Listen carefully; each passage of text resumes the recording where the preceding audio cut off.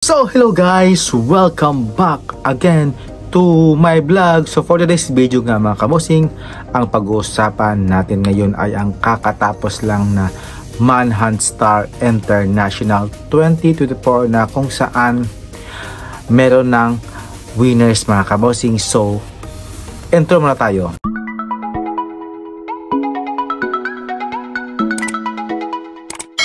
Hello mga kabosing, welcome back again to my vlog. So for this video nga mga kabosing, ang pag-uusapan natin ngayon ay ang kakatapos lang na Manhunt Star International 2024 na kung saan mayroon na tayong winners mga kabosing, at syempre yung mga nakapasok sa top 10 mga kabosing, at syempre congratulations sa mga winners mga kabosing. At hindi na natin patumpik-tumpik pa, kaya ilagay na natin at syempre i-congratulation na natin yung top 10 mga kabosing sa Manhunt Star International. Na grabe na yung top 10 ito mga kabosing, ng pasok talaga ay ating pambato na si Philippines, si Vietnam, si Sakhalin Island, Myanmar, Israel, Korea, Indonesia, Thailand, Taiwan, and Iran mga kabosing. Sila yung mga nag-top 10 mga kabosing.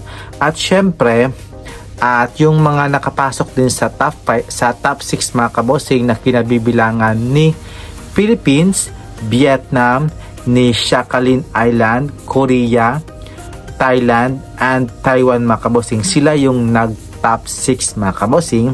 At syempre, congratulations din kay Mr. Philippines na si MJ Makalintal, na siya yung nag-best in swimwear mga kabosing. Sobrang galing talaga ni MJ when it comes sa performance niya mga kabosing.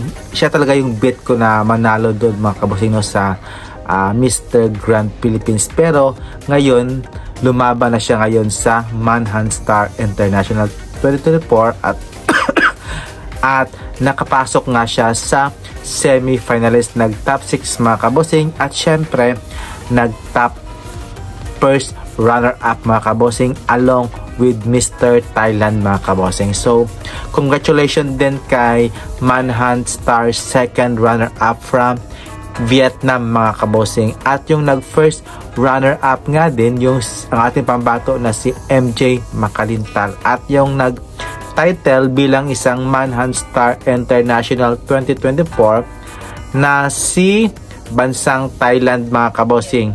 So congratulations mga kabosing. Akala ko nga ay mananalo dito si MJ Makalintal, pero I'm happy pa rin na nag-first runner-up siya mga kabosing, kasi hindi naman araw-araw sa Pilipinas talaga. When it comes sa sobra talagang gwapo talaga rin ito ni ang ating pambato na si MJ Makalintal mga kabosing. So deserve naman niya talagang magka-place mga kabosing like first runner-ups. Kaya I'm so proud of MJ Makalintal. Kaya sa Q&A mga kabosing, solid din yung kanyang question and answer, at syempre yung kanyang pa-final question mga kabosing. So pasok na pasok niya sa panlasa mga kabosing, at akala ko nga ay magta-title siya kasi maganda rin yung sagot niya mga kabosing, at sobra talagang nag-glow talaga si MJ Makalintal mga kabosing sa coronation night mga kabosing. Akala ko din natin lahat na magko-corona, pero binigay lang talaga sa Thailand yung Manhunt Star International, kasi back to back na tayo nung 2022 tsaka 2023. So ngayon pwede din sana triple back to back, kaya lang binigay naman sa ibang bansa kasi give chance to other naman mga kabosing. At syempre kay MJ Makalintal, my sentimental favorite during national pageant mga kabosing. So ikaw talaga MJ Makalintal, so proud of you, at congratulations talaga. So yes, we did it na. Ang galing talaga ni MJ Makalintal. Sobrang nag-glow talaga siya doon sa coronation night. Ang ganda ng kanyang performance, ang ganda ng mata niya, napaka-captivating naman kasi yung kanyang looks mga kabosing. When it comes sa pagrampa niya, ang and ganda positive mga change. kabosing. So kahit Just siya yata yung setting pinakabata boundaries doon with na Spider-Man.